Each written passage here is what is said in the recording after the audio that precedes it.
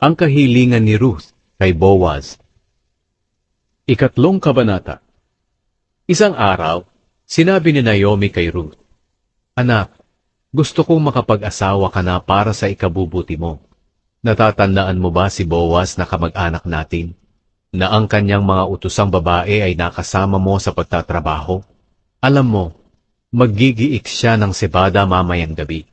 Kaya maligo ka, magpabango, at isuot ang pinakamaganda mong damit.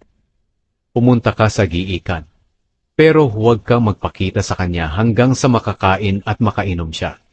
Kapag matutulog na siya, tingnan mo kung saan siya hihiga. At kapag tulog na siya, puntahan mo at iangat ang kumot sa paanan niya. At doon ka mahiga. At sasabihin niya sa iyo kung ano ang gagawin mo." Sumagot si Ruth, "Gagawin ko po ang lahat ng sinabi ninyo."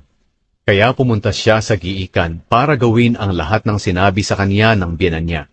Nang matapos kumain at uminom si Boaz, gumanda ang pakiramdam niya.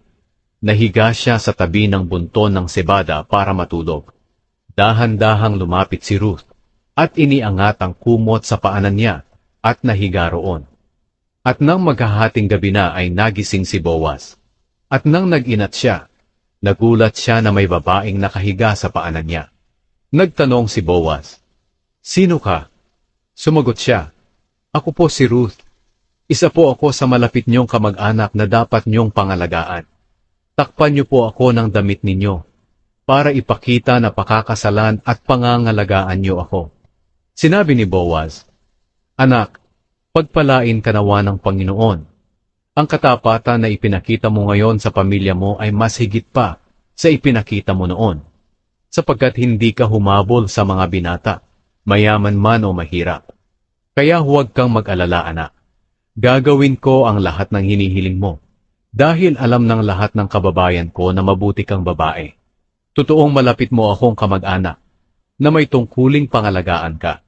Pero mayroon ka pang mas malapit na kamag-anak kaysa sa akin. Manatili ka rito ng magdamag, at bukas ng umaga ay malalaman natin kung gagampanan niya ang tungkulin niya sa iyo. Kung papayag siya, mabuti.